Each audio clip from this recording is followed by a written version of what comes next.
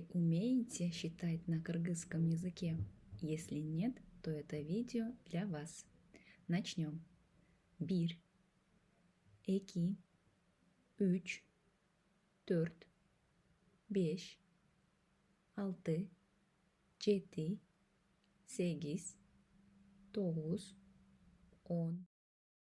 Итак, теперь, когда мы научились считать до 10, дальше запомнить еще легче, потому что кыргызский язык, он очень легкий. И здесь в цифрах все довольно просто. Мы говорим 10, то есть он, и прибавляем к нему все цифры, начиная с 1. Например, он 1, он 2, он 3, он 4, он 5 и так далее. Все очень логично. А теперь научимся считать до 100. Это просто. Главное, запомним название десяток. 20, 30, 40, 50, 60, 70, 80, 90, 100. Давайте запомним теперь название сотен.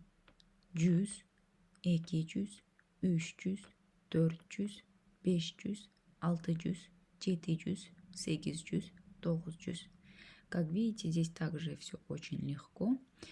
Говорим цифры с 1 до 9 и прибавляем к нему окончание 100.